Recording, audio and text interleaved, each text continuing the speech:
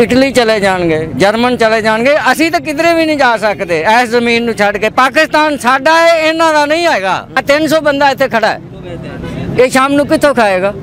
भुख जिहड़ी मौत तो अगे हुंदी है, इहदियां लॉकडाउनां खरे साडे सिर ते चलदियां ने। जे कोई करावे तां मेरी लांघी सख्तां च कम्मां च गई।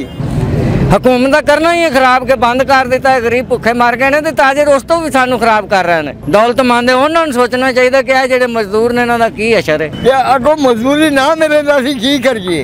नवाए इंसान NI न्यूज की वीडियोस देखने के लिए हमारा चैनल नवाए इंसान सब्सक्राइब कीजिए और बेल आइकन पर क्लिक कीजिए ताकि हर नई वीडियो से आप बाखबर रह सकें। अस्सलाम वालेकुम नाज़रीन, मैं हूँ गुलाम रसूल भट्टी और आप देख रहे हैं नवाए इंसान। नाज़रीन, कोरोना की तीसरी लहर चल रही है जिससे इस मुल्क का मज़दूर मुतासिर हो रहा है सबसे ज़्यादा।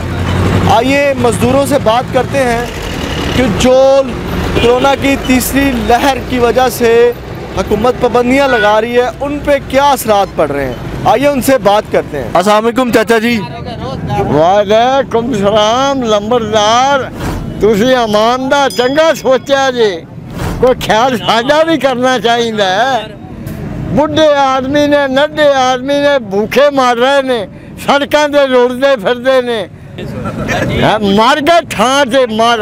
ये उल्टा साडे मुंह बनाते और साडे पर अज और चल टीवी से चलने उसे तेरा पता करावांगा। ये उल्टा कोई रात के टाइम बॉल करना उठे रहा बॉल वाली पीड़ना मर जाए वाले नूं, जो भाई उठ पिया उस फड़ जान दे। चाचा जी तुसी ये दसना है कि इस उम्र च तुसी मजदूरी कर लेंदे हो? मजदूरी करनी तो आने अगो मजदूरी ना मिले तो असीं की करिए। अस तो भूखे मार गए, कुल्ला बच्चे गलियां फिरते ने भूखे मारते। नहीं इस उम्र दे सख्त काम कर लेंदे हो? या सख्त बड़े मैं करना मेरे पुत्रा, जे कोई करावे तां मेरी लांघी सख्तां च कम्मां च गई, जो अड़िया काम मैं करना। ते हुण भूखिया बंदिया तो भाई नहीं सख्त हुंदा।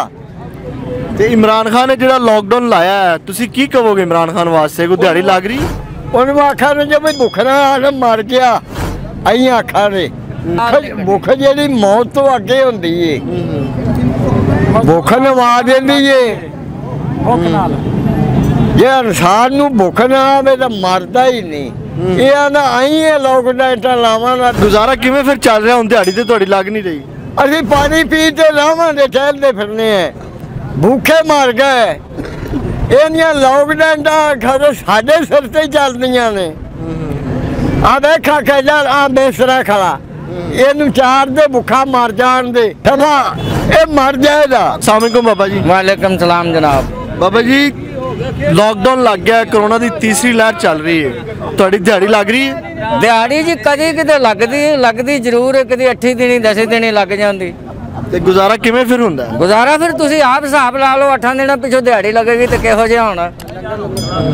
ये तो तुहानू भी सोचना चाहिए या हुक्मरानां नूं सोचना चाहिए। जिन्नी भी साडे मुल्क दे विच अच्छी कबीना है दौलतमंद उन्होंने सोचना चाहिए कि जो मजदूर ने इन्हों की असर है या की हालात है। इन्हों बारे इन्होंने लोगों को सोचना चाहिए कि 15-15 दिन लोग जोड़े बैठे ने, इन्हों के वसाइल ने 2-2 4 बच्चे ने, कोई काढ़ों आया, कोई वसीरपुरों, कोई बहावलपुरों आया, ये किस तरह चलाते पे ने चक्कर? इन्हों की सोच समझ होनी चाहिए हुक्मरानां दी। और दूसरी लोग जोड़े वड्डे ताजर ने ये भी सोचन कि असी महंगाई उत्ते लै गए, ये गरीब आदमी तो अगे ही भुखे ने, इन्हों की दिहाड़ी नहीं लगती। ताजर कहते हैं असी भी मर गए, सानू उन्होंने मरना ही मरना, उन्होंने स्टाक जू कर लेना। ये तो सीधी गल असीं कहांगे कि उन्होंने देना जू नहीं भी, ये गरीब ने हुकूमत खराब कर रही है, इन्हों असीं भी खराब करिए। हुकूमत का करना ही है खराब के बंद कर दिता है, गरीब भुखे मर गए ने, ताजे दोस्तों भी सानू खराब कर रहे हैं। इन्हों चाहिए कि सस्ती कर देन। जे सानू कोई 50 रुपये लभदे ने, वो 100 रुपये किलो आटा लभेगा या 80 रुपये लभेगा, असीं कित्थे कित्थे बाड़ांगे? ਆਲੂ ਲਿਆਵਾਂਗੇ, ਮਿਰਚਾਂ ਲਿਆਵਾਂਗੇ, ਕਿੱਧਰ ਵਾੜਾਂਗੇ? 80 ਰੁਪਏ ਕਿਲੋ ਘਿਓ। ਇਮਰਾਨ ਖਾਨ ਨੂੰ ਕੀ ਕਹੋਗੇ, ਤੁਹਾਡੇ ਵਾਸਤੇ ਕੀ ਕਰਨਾ ਚਾਹੀਦਾ? ਇਹੋ ਹੀ ਕਵਾਂਗੇ ਕਿ ਕੋਈ ਅੱਛੇ ਹਾਲਾਤ ਪੈਦਾ ਕਰ ਲਵੇ ਇਸ ਗਰੀਬ ਆਵਾਮ ਵਾਸਤੇ। ਸੋਚੇ ਨੋਟਾਂ ਵਾਲੇ ਤਾਂ ਉਹਨਾਂ ਕੋਲ ਨੋਟ ਉਹਨਾਂ ਦੇ 5 ਸਾਲ ਵੀ ਕੰਮ ਨਾ ਮਿਲੇ ਤੇ ਉਹਨਾਂ ਦਾ ਗੁਜ਼ਾਰਾ ਹੋਵੇਗਾ, ਉਹ ਤਾਂ ਨਾ ਸਕੇ। ਸਾਡਾ ਨਹੀਂ ਚੱਲੇਗਾ। ਇਹ ਤਾਂ ਇੱਥੇ ਮਹਿੰਗਾਈ ਹੈ, ਇੱਥੇ ਕਾਰੋਬਾਰ ਨਹੀਂ ਹੈਗਾ। ਲੰਦਨ ਚਲੇ ਜਾਣਗੇ, ਬਰਤਾਨੀਆ ਚਲੇ ਜਾਣਗੇ, ਇਟਲੀ ਚਲੇ ਜਾਣਗੇ, ਜਰਮਨ ਚਲੇ ਜਾਣਗੇ। ਅਸੀਂ ਤਾਂ ਕਿਧਰੇ ਵੀ ਨਹੀਂ ਜਾ ਸਕਦੇ ਇਸ ਜ਼ਮੀਨ ਨੂੰ ਛੱਡ ਕੇ। ਪਾਕਿਸਤਾਨ ਸਾਡਾ ਹੈ, ਇਹਨਾਂ ਦਾ ਨਹੀਂ ਹੈਗਾ। ਪਾਕਿਸਤਾਨ ਸਾਡਾ ਹੈ, ਜਿਨ੍ਹਾਂ ਨੇ ਅਸੀਂ ਇੱਥੇ ਹੀ ਰਹਿਣਾ, ਮਰਨਾ ਵੀ ਇੱਥੇ, ਜੀਣਾ ਵੀ ਇੱਥੇ। ਹੁਕਮਰਾਨ ਕੋਈ ਵੀ ਬੁਰਾ ਨਹੀਂ ਹੈਗਾ, ਸਿਰਫ ਗਰੀਬ ਦੇ ਬਾਰੇ ਸੋਚੇ ਤਾਂ। ਕਿਉਂ ਕਿ ਤੇਰੀ ਸ਼ਰੀਅਤ ਕਹਿੰਦੀ ਜਿਹੋ ਜਿਹਾ ਤੂੰ ਉਹੋ ਜਿਹਾ ਤੇਰੇ ਹੁਕਮਰਾਨ ਪੈਦਾ ਕਰਾਂਗਾ। ਮੈਂ ਹੁਕਮਰਾਨ ਨੂੰ ਨਹੀਂ ਕਹਾਂਗਾ, ਉੱਤੋਂ ਆਇਆ ਮਾਲਕ ਦੀ ਮਰਜ਼ੀ ਨਾਲ। ਤੇ ਅਸੀਂ ਇਹ ਕਹਿੰਦੇ ਹਾਂ ਕਿ ਸਾਡੇ ਬਾਰੇ ਸੋਚਣ। ਅਸੀਂ ਗਰੀਬ ਹਾਂ, ਸਾਡੇ ਬਾਰੇ ਸੋਚਣ ਕਿ ਇਹ ਜੋ ਇੱਥੇ ਬੈਠਣ, ਆ 300 ਬੰਦਾ ਇੱਥੇ ਖੜਾ ਹੈ, ਇਹ ਸ਼ਾਮ ਨੂੰ ਕਿੱਥੋਂ ਖਾਏਗਾ? ਕਿੱਥੋਂ ਖਾਏਗਾ ਉਹ? ਖੁਦਕਸ਼ੀ ਕਰੇਗਾ। ਹਾਂਜੀ, ਖੁਦਕਸ਼ੀ ਕਰੇਗਾ। ਖੁਦਕਸ਼ੀਆਂ ਦੇ ਲੋਕ ਕਰਦੇ ਹੀ ਫਿਰਦੇ ਨੇ। ਅੱਗੇ ਹੀ ਦਿਮਾਗ ਪਰੇਸ਼ਾਨ ਹੁੰਦਾ, ਮੋਟਰਸਾਈਕਲ ਕਿਸੇ 'ਚ ਵੱਜ ਜਾਂਦੀ, ਪੈਦਲ ਲਗਾ ਜਾਂਦਾ ਕਿਸੇ 'ਚ ਵੱਜ ਜਾਂਦਾ, ਉਹ ਤਾਂ ਅੱਗੇ ਹੀ ਵੱਜਦੇ ਫਿਰਦੇ ਨੇ। ਬਿਲਕੁਲ ਸਹੀ। ਤੇ ਹੁਣ ਤੁਹਾਨੂੰ ਤੁਹਾਡੇ ਵਾਸਤੇ ਕੀ ਰਿਲੀਫ ਦੇਣਾ ਚਾਹੀਦਾ ਇਮਰਾਨ ਖਾਨ? ਤਾਂ ਚਾਹੀਦਾ ਹੈ ਕਿ ਇਹ ਮਹਿੰਗਾਈ ਨੂੰ ਘੱਟ ਕਰ ਲੈਣ। ਕੋਈ ਵੀ ਜਿਹਦੇ ਕੋਲੋਂ ਵੀ ਹੁੰਦੀ ਅਦਾਲਤ ਕਰ ਲਵੇ, ਹੁਕਮਰਾਨ ਕਰ ਲੈਣ। ਸਮਝਾਈ ਕਿ ਨਹੀਂ?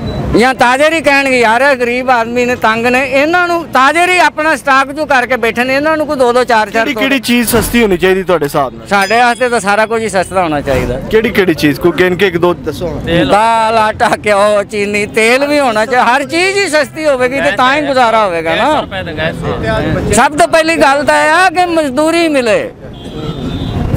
ਕੀ ਮਜ਼ਦੂਰੀ ਨਹੀਂ ਮਿਲਦੀ ਤੁਹਾਨੂੰ? ਕਿੱਥੇ ਮਿਲ ਰਹੀ ਹੈ? ਵੇਖ ਲਓ ਹੁਣ ਟਾਈਮ ਕੀ ਹੋ ਗਿਆ, 1:30 ਵਜੇ ਚੱਲਿਆ।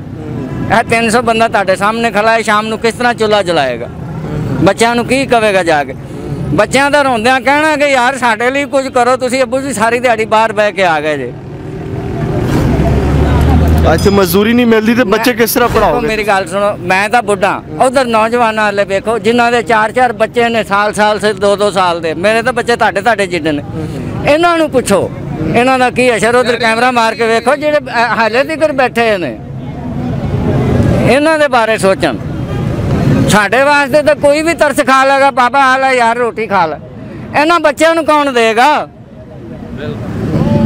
ਉਹਨਾਂ ਕਹਿਣਾ ਤਾਂ ਯੰਗ ਹੈਗੇ ਨੇ, ਕਮਾ ਕੇ ਖਾ ਲੈਣ, ਤੇ ਜੇ ਲੱਭੇਗੀ ਤਾਂ ਖਾਣਗੇ। ਜਿਹੜੀ ਗੱਲ ਕਰਨ ਵਾਲੀ ਉਹ ਕਰੀਏ। ਹੁਕਮਰਾਨਾਂ ਨੂੰ ਇਹ ਹੀ ਚਾਹੀਦਾ ਕਿ ਯਾਰ ਇਹ ਨੌਜਵਾਨ ਬੱਚੇ ਨੇ, ਇਹਨਾਂ ਨੂੰ ਤਾਂ ਕਾਰੋਬਾਰ ਮਿਲੇ। ਅਸੀਂ ਤਾਂ 60 ਸਾਲ ਦੇ, ਸਾਨੂੰ ਤਾਂ ਨਾ ਵੀ ਮਿਲੇ, ਅਸੀਂ ਤਾਂ ਰਿਟਾਇਰ ਫੌਜੀਆਂ। ਇਹ ਬੱਚੇ ਜਿਹੜੇ ਨੇ ਇਹਨਾਂ ਦੇ ਬਾਰੇ ਸੋਚਣਾ ਚਾਹੀਦਾ ਜੀ। ਭਾਈ ਜਾਨ ਆ ਜਾਓ ਜੀ। ਹਫਤਾ ਹੁੰਦਾ ਪਿਆ, ਦਿਹਾੜੀ ਨਹੀਂ ਲੱਗ ਰਹੀ। ਪਰੇਸ਼ਾਨ ਹੈ, ਬਹੁਤੇ ਪਰੇਸ਼ਾਨ ਹੈ। ਕਿਰਾਇਆ ਵੀ ਨਹੀਂ ਮਕਾਨ ਦਾ, ਬਹੁਤ ਮਜਬੂਰ ਹੈਗੇ ਆ। ਇਮਰਾਨ ਖਾਨ ਨੂੰ ਕੀ ਕਰਨਾ ਚਾਹੀਦਾ ਤੁਹਾਡੇ ਵਾਸਤੇ? ਪਹਿਲੇ ਨੰਬਰ ਤੇ ਲਾਕਡਾਊਨ ਨਹੀਂ ਲਾਣਾ ਚਾਹੀਦਾ। ਅਸੀਂ ਤਾਂ ਪਹਿਲੇ ਹੀ ਮਰੇ ਪਏ ਹਾਂ। किस तरह गुजारा चल रहा है जरा दसो ना। खान साहब सुन रहे ने तुहाडी गल, किस तरह गुजारा चल रहा है, किस तरह गुजारा करते हो तुसीं? बस अड्डे च लंगर लै जाइंदा, बस इस तरह गुजारा हो रहा है। कोई दिहाड़ी नहीं, कोई कुछ नहीं।